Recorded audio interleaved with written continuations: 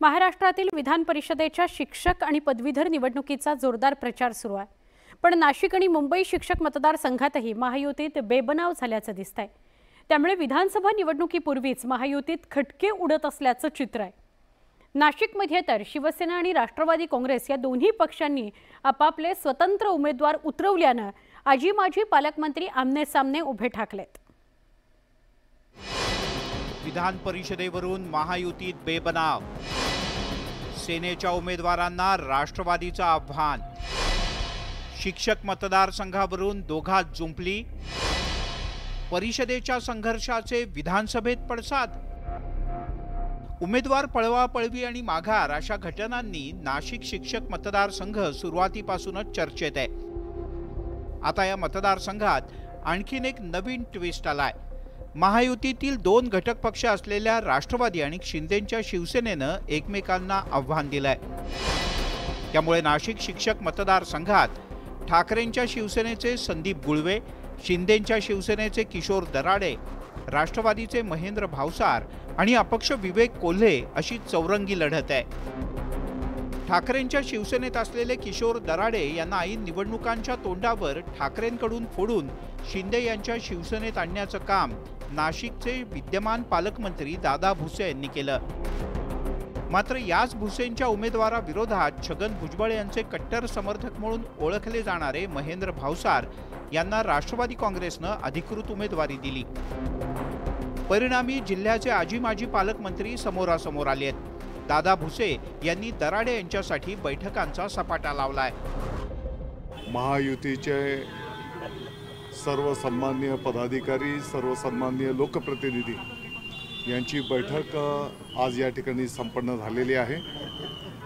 या पाचही जिल्ह्यांमध्ये महायुतीचे उमेदवार दराडेजींचा प्रचार करण्याचा निर्णय आणि त्यांना निवडून आणण्याचा निर्णय सर्वानुमते त्या ठिकाणी झालेला आहे। दादा भुसे यांचा हा दावा राष्ट्रवादी काँग्रेसचे अधिकृत उमेदवार महेंद्र भावसार यांनी फेटाळून लावला। भावसार यांच्यासाठी अजित पवार यांच्या राष्ट्रवादीचे युवक प्रदेशाध्यक्ष सूरज चव्हाण यांनी सुद्धा बैठक घेतली। महेंद्र भावसार हेच अधिकृत उमेदवार असल्याचं सांगत नाशिकमध्ये मैत्रीपूर्ण लढत असल्याचा दावा त्यांनी केला। महायुतीचा मी अधिकृत उमेदवार आहे, राष्ट्रवादीने देखील मला अधिकृत उमेदवारी जाहीर केली आहे आणि या ज्या अफवा पसरल्या जात आहे, समोरच्या उमेदवाराला त्याच्या पराभवाची जाणीव झाली आहे आणि त्यांना पराभव जवळ दिसू लागल्यामुळे मतदारांमध्ये संभ्रम निर्माण करण्यासाठी अशा प्रकारच्या बातम्या पसरवल्या जातात। या उत्तर महाराष्ट्र विभागातून त्यांना पक्षाकडून अधिकृत उमेदवारी देण्यात आलेली आहे आणि महायुतीमध्ये या ठिकाणी मैत्रीपूर्ण लढत आम्ही लढत आहोत। आम्हाला त्याच्याबद्दल अधिकचं न सांगता आम्ही पक्ष म्हणून या ठिकाणी आम्ही काम करतोय। नाशिक शिक्षक मतदारसंघात महायुतीमध्ये दोन गट पडलेत। महाविकास आघाडीनं मात्र या मतदारसंघात एकच उमेदवार निवडणुकीच्या मैदानात उतरवलाय। त्यामुळे या निवडणुकीत दोघांचं भांडण तिसऱ्याचा लाभ होईल असा विश्वास महाविकास आघाडीच्या उमेदवाराला आहे।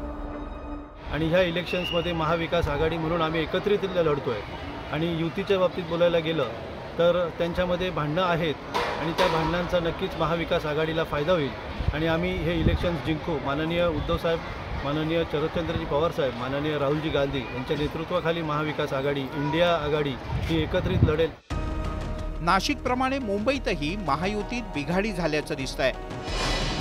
मुंबई शिक्षक मतदारसंघात भाजपनं शिवनाथ दराडे आणि राष्ट्रवादी काँग्रेसनं शिवाजीराव नलावडे यांना उतरवलंय।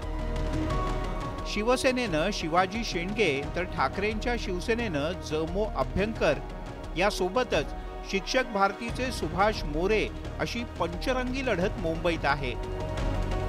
एकंदरीतच नाशिकमध्ये शिवसेना विरुद्ध राष्ट्रवादी आणि मुंबई शिक्षक मतदारसंघात भाजप विरुद्ध राष्ट्रवादी विरुद्ध शिवसेना असा अंतर्गत सामना आहे। त्यामुळे महायुतीतली ही फूट महाविकास आघाडीसाठी फायद्याची ठरते की महायुतीच्या मित्रपक्षांपैकी कुणीतरी शिक्षक मतदारसंघात बाजी मारतं याकडे सगळ्यांचं लक्ष लागलंय। पण लोकसभेत एकत्र प्रचार करणारे नेते आता एकमेकांच्या विरोधात मैदानात उतरल्यानं विधानसभेच्या समन्वयावर याचा परिणाम होतो का हे पाहणं महत्त्वाचं आहे। नाशिकहून व्हिडिओ जर्नलिस्ट हेमंत बागुल आणि लक्ष्मण घाटोळसह ब्युरो रिपोर्ट न्यूज 18।